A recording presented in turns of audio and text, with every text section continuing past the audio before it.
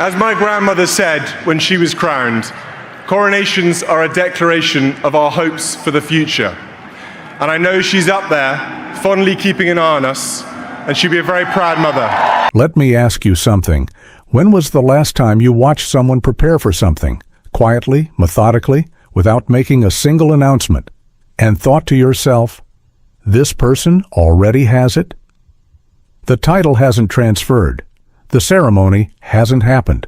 No proclamation has been made. But something in the atmosphere has shifted. Something in the way the room responds when they walk in. Something in the way decisions seem to organize themselves around them, almost without anyone deciding to let that happen. You can feel it before you can name it.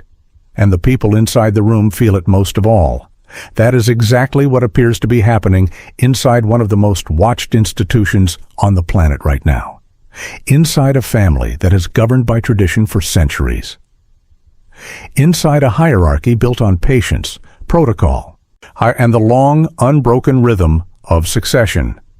Prince William has not been crowned. King Charles III still holds the throne. By every official, ceremonial, constitutional measure, the line of succession has not moved. The transfer has not occurred. But here is what I need you to understand before we go any further. The crown and the power are not always the same thing. They never have been. Not in this institution. Not in any institution that has lasted as long as this one. And right now, the evidence suggests that William may not be waiting anymore. And if you've been paying attention, really paying attention, you already feel it too. Before we go any further, if this already feels different to you, if this already feels like something worth staying for, subscribe right now. Turn on notifications, because this is exactly the kind of analysis we do here, every single video. At a time when so many channels covering the royal family are driven by sentiment, by gossip, by outrage cycles and manufactured drama, this space is built for something different. Something better. Clear thinking, real value, disciplined analysis. We take the stories that matter and we examine them with depth, balance, and perspective. Not to entertain you with noise, to give you something you can actually think with. So if that is what you are here for, subscribe. Share this video with someone who thinks carefully about the world. Drop your thoughts in the comments below. Thoughtful discussion is not just welcome here, it is the point. And stay with us, because what we are about to get into today is one of the most significant and most underanalyzed shifts in the modern monarchy. Now let me be absolutely clear about something before we go a single step further. This is not a gossip story. This is not about family tension at a holiday dinner. This is not about who was or wasn't invited to which event, or what unnamed palace sources allegedly told a tabloid on a Tuesday afternoon. We do not do that here. That is not analysis. That is noise dressed up as news. What this is about is institutional power, about what it actually looks like, in practice, in public, in documented reality. When a future monarch stops being passive and starts being deliberate, about the difference between an heir who waits and an heir who builds, and about why that difference matters more than most royal commentary has the vocabulary to explain. Because here is the truth that most coverage of Prince William tends to skip right over. The preparation for kingship and the actual arrival of kingship are two entirely separate events. The coronation is the formal moment.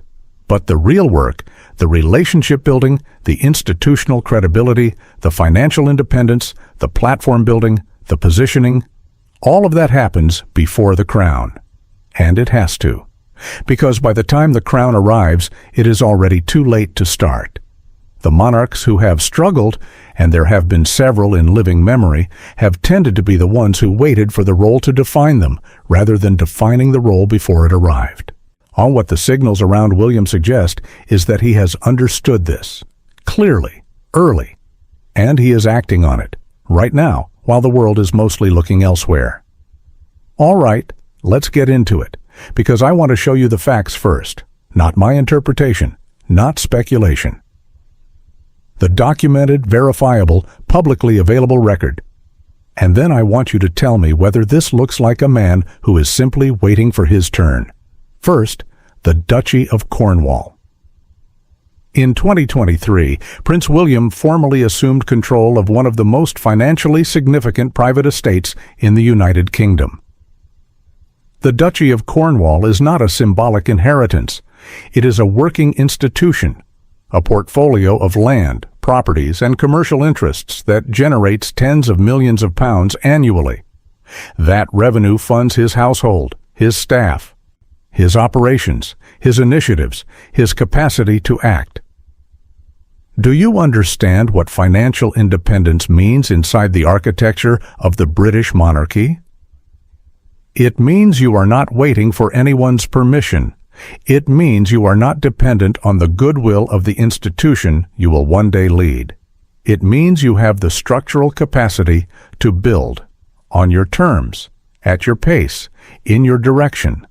That is not a ceremonial gesture. That is a foundation. And foundations are built before the house, not after. Second, Homewards. This is Prince William's flagship social initiative, a 5-year, properly funded program focused on ending homelessness, built with real local authority partnerships across 6 pilot locations in the United Kingdom. Not a photo opportunity, not a ribbon-cutting exercise with no follow-through. A structured, outcomes-measured program with accountability frameworks and genuine community co-design. It is policy-adjacent in a way that royal initiatives rarely are, and it is positioning William as a leader capable of driving systemic change, not just representing it. And here is why that matters strategically. Homewards is not the kind of project you build if you are merely filling time. It is the kind of project you build if you are constructing a record, a reputation, a body of evidence that says, before the Crown, before the constitutional authority, before anyone formally asks, I understand how to lead institutions. I understand how to create outcomes. I understand what governing actually requires.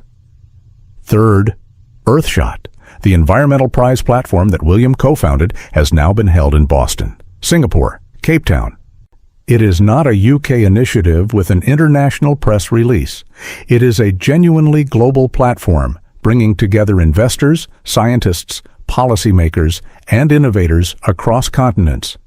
And it has generated serious institutional credibility in rooms where royalty does not automatically command respect. William has had to earn that credibility. And he has. So let me ask you again, does this, any of this, look like a man who is simply waiting? Here is where I want to go deeper, because the individual facts are each interesting in their own right. But the pattern they form together, when you step back and look at them as a coherent sequence rather than isolated events, that is what should have serious observers paying very close attention. Consider the timing. King Charles III ascended to the throne in September 2022. Following the death of Queen Elizabeth II. The transition was managed with dignity and institutional care. Charles had waited longer than any heir in British history. He knew the role. He was prepared for it. And in the early period of his reign, the institution rallied around him. Then, in early 2024, King Charles received a cancer diagnosis that required a period of reduced public duties. The palace communicated with characteristic restraint. There was no drama, no crisis. The machinery of the monarchy continued to function, but into the space that opened, carefully, without spectacle, without a single self-promotional statement, William stepped forward. More engagements, more institutional representation, more of the visible, symbolic work of the crown being carried quietly by the heir. And crucially, all of it done without making it about himself, without framing it as a demonstration of readiness, without letting it become a narrative about ambition. That restraint is not accidental. That restraint is the strategy. And understanding why it is, the strategy tells you everything about where William is in his thinking. Because here is what a significant portion of royal commentary consistently misses. The most politically dangerous thing Prince William could do right now is look like he is in a hurry. The moment this reads as ambition, as eagerness for the throne, the institution reacts. The press turns. The public, which has an instinctive discomfort with the appearance of royal scheming, gets uncomfortable, and the carefully constructed credibility that he has been building begins to crack. And so, instead of looking ambitious, he looks dutiful. Instead of positioning himself forward, he steps into space that opens naturally. Instead of building a platform that competes with his father's reign, he builds platforms in areas, housing, environment, mental health, that are entirely his own territory. That carry no risk of institutional conflict, that speak directly to audiences who have no automatic reverence for the monarchy and need to be given a reason to care. This is not luck. This is not instinct. This is a strategic understanding of how power moves inside complex institutions. Power does not announce itself. It accumulates. It positions. It waits for the right conditions. And then it is simply already there when the moment arrives. And there is one more dimension to this pattern that deserves to be named directly. So William is not building for himself alone. Catherine, Princess of Wales, has been an active and equal architect of this repositioning. Her work on early childhood development, her public-facing initiatives, her careful, consistent image management through illness and recovery. Together, they have constructed a joint vision of what the next monarchy looks like. Not a king and his consort. Two institutional leaders, each with their own credibility, operating in complementary lanes. He is not trying to take the throne early. He is making sure that when the throne arrives, the institution is already organized around him. That is a fundamentally different ambition, and a far more sophisticated one. Now I want to talk about what this actually means, not just for William as an individual, not just for the immediate royal family, for the monarchy as an institution, for what it becomes in the next generation, and whether it survives in a form that still holds relevance. Because the British monarchy does not change the way other institutions change. It does not issue policy reforms or hold press conferences to announce new directions. It does not respond to public pressure with structural reorganization the way a government or a corporation might. It changes the way water moves through rock, slowly, invisibly, through patient and accumulated pressure, until one day the landscape looks different, and no one can quite say exactly when it shifted. What William appears to be doing is precisely that kind of patient, accumulated pressure. He is not challenging the existing structure. He is not breaking from the institution. He is not positioning himself against his father. He is doing something more strategically significant than any of those things. He is slowly becoming the gravitational center of the monarchy's future, not by demanding it, but by making it structurally inevitable. Think about what each of his major platforms signals to the world about the kind of king he intends to be. Earthshot says, "This king will use the extraordinary platform of the monarchy, the global attention, the convening power, the symbolic weight, to drive outcomes at a scale that the institution has rarely attempted. Not charity, consequence, not symbolic support, structural change." Homewards says, "This king will engage with the texture of domestic reality in a way that previous monarchs either could not or chose not to." Housing insecurity is not an abstract social issue to be acknowledged from a distance. It is a failure of systems that governance, including symbolic governance, has a responsibility to address. That is a significant interpretive stance for a royal initiative. It is not neutral, it is deliberate. And the Duchy says something perhaps most significant of all. This king will not be financially dependent on anyone's goodwill. He will not be constrained by the budget decisions of governments or the shifting priorities of institutional patrons. He will have the financial architecture to act independently, to back his convictions with resources that are entirely his own to direct. This is not the monarchy of the past. This is the monarchy of what comes next. And William appears to be designing it, right now, while Charles is still on the throne. And you know what? I think, genuinely, that this is exactly what the institution needs. Not because Charles has failed, he has not. His reign has been conducted with dignity, continuity, and a clear-eyed understanding of what the transition required. But the monarchy's greatest long-term challenge is not political, not constitutional, not even financial. It is relevance. It is the question of whether an institution built on the authority of tradition can make a credible case for itself to a generation that inherits no automatic reverence for anything. And William's answer to that question, if the pattern holds, if the signals are right, is not ceremony, not pageantry, not the weight of history alone. His answer is consequence. Demonstrable, a documented real-world consequence. The argument that the monarchy earns its place not by existing, but by doing.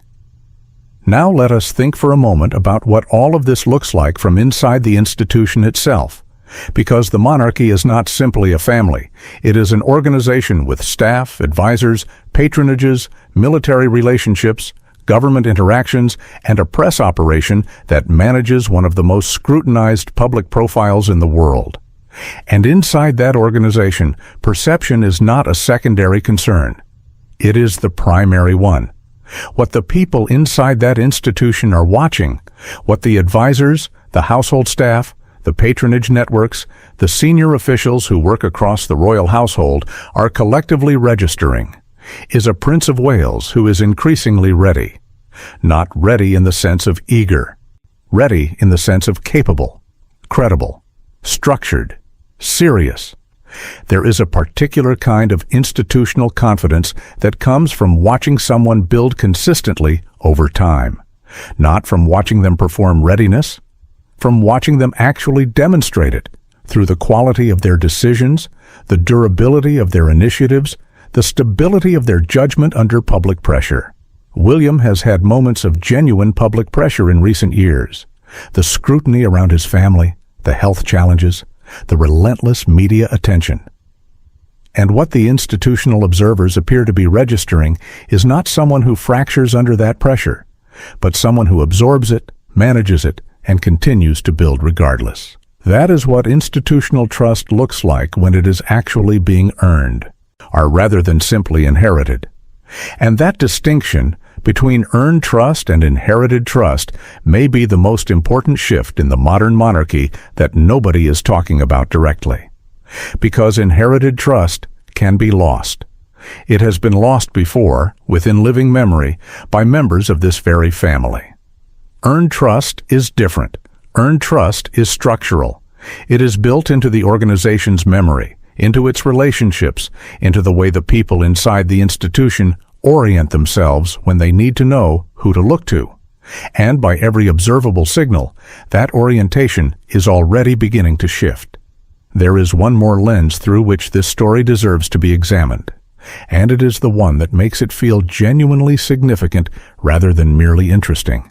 Our every generation of the British monarchy has faced a version of the same existential question. What is this institution for? What does it justify? Why does a modern democratic society maintain a hereditary monarchy at the apex of its public life? And what does that institution owe to the people it nominally serves? The answers have shifted across generations. In the Victorian era, it was empire and moral authority. In the mid-20th century, it was stability and national continuity, the anchor that held through war, austerity, and upheaval.